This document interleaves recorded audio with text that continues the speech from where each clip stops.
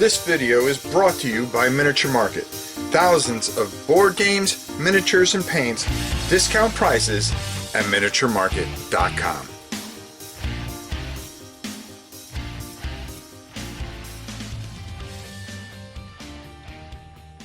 Hey everybody, it's your old pal Rob. Now, I really am a huge Undaunted fan, but even I, when I didn't get reinforcements, and I need to pick that up. But when I saw that Stalingrad was going to be out there, I was interested because one of the best war games that you'll ever play is Stalingrad, and I kind of fell into this sense of okay, probably just more of the same. Boy, was I wrong. I think we underestimate how smart David Thompson is. So we're going to go down to the table, and I'm going to talk about some of the new rules and some of the things, and we're going to also, for if you never played Undaunted, this is a standalone set, and I really want to show you just some really quick things so you get a feel for it, how a deck builds, but it has this just very unique and ingenious system that is fantastic. And with these new campaign rules, yes, campaign, you are playing a campaign, and there are consequences for each scenario, which is just brilliant.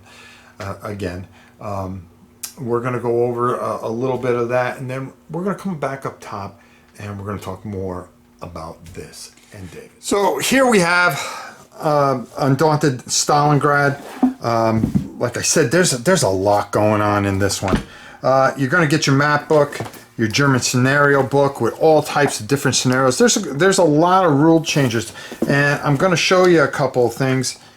I mean, look at all this glorious stuff. You're going to be playing a campaign, and that's what is different about this. It is actually a full campaign, and it's really, really just amazing.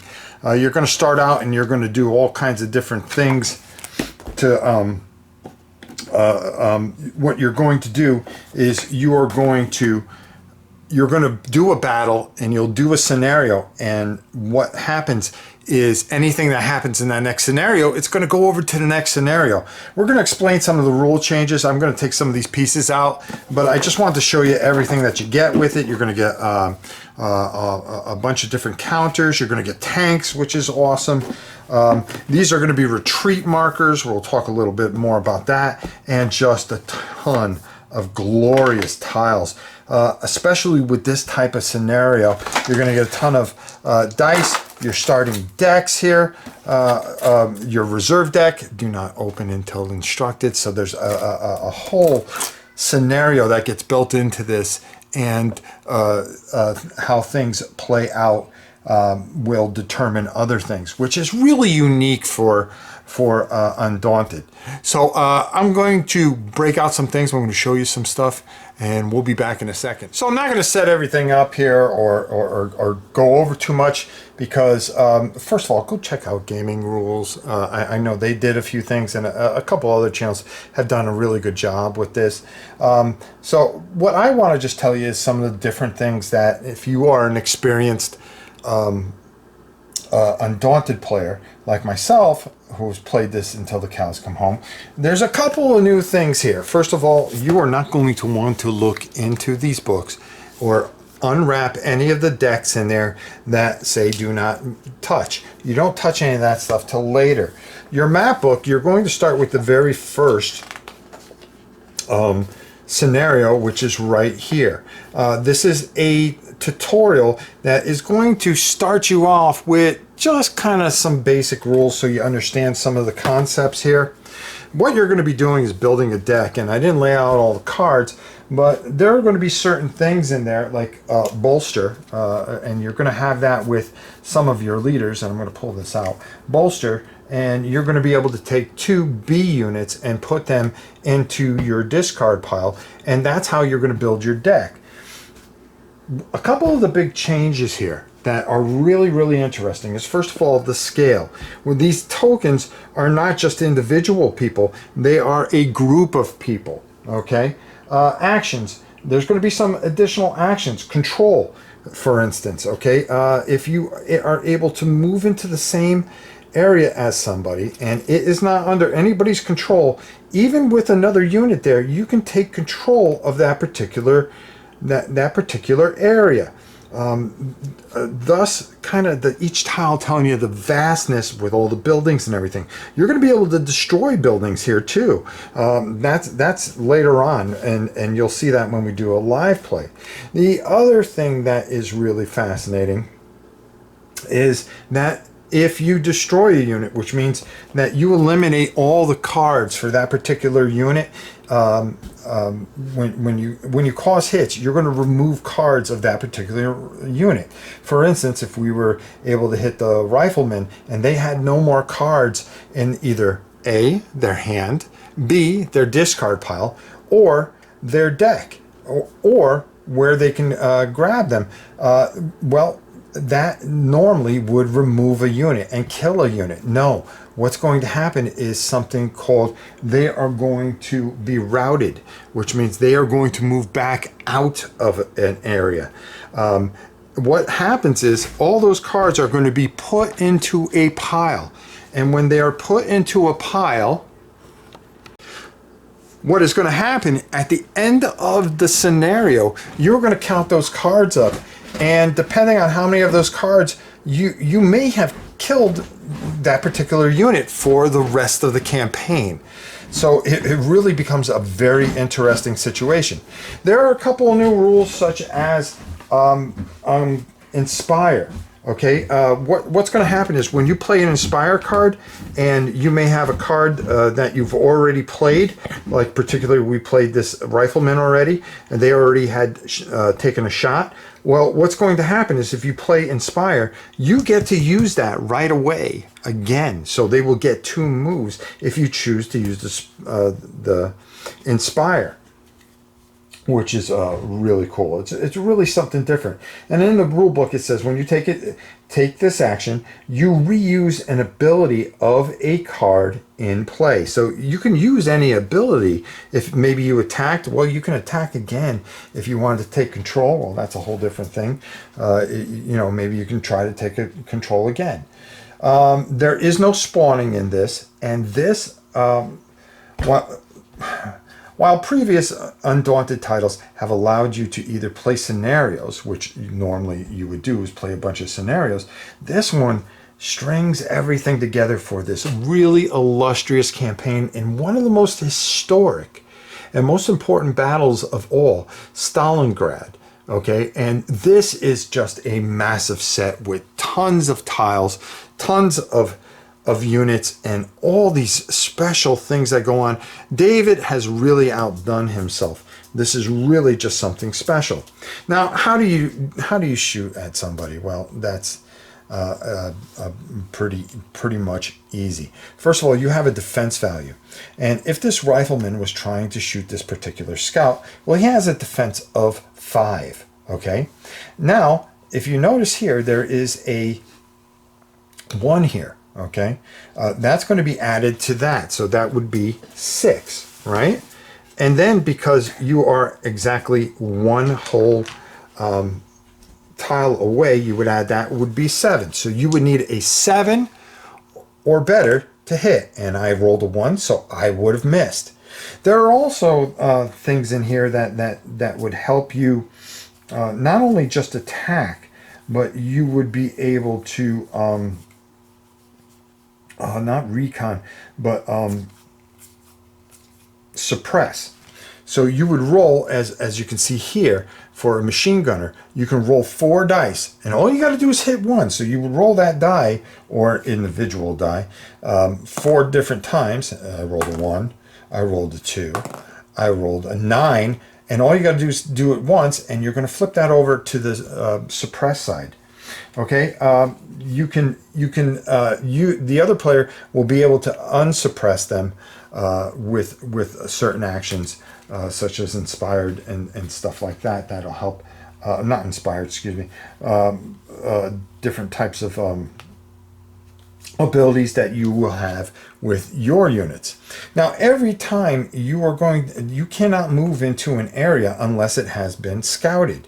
So, for instance, the scout, if we looked at the scout card, they can move too. So he would move here, and we would consider that scouted area. And if he moved up into here, we would have another marker here, well, another marker, which is right here, which means that would be scouted. Now, with the area scouted, we would be able to move our guys into that area. Really important that you cannot move any further unless you have scouted somebody. You can actually rally people that actually get routed, which is another new thing. Of course, this isn't new, that you are going to be fighting for control points, and each scenario may have a certain amount of control points.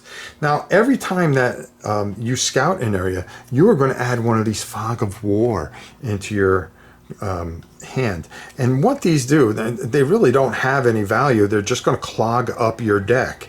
And you've got to use different things to remove them, or just use them as an initiative. Remember, initiative is very important. You're going to play all your cards in your hand on your initiative. Okay? If there is a tie, the person that, what you're going to do is draw four cards at the beginning of each thing, and then you're going to put one down and say, okay, that's going to be what's going to be initiative. You would both flip them over. I would have a 1, maybe they would have a 5.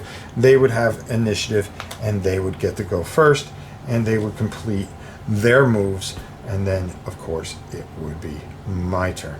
So just another fantastic thing. I love the new campaign rules. I love the new rules.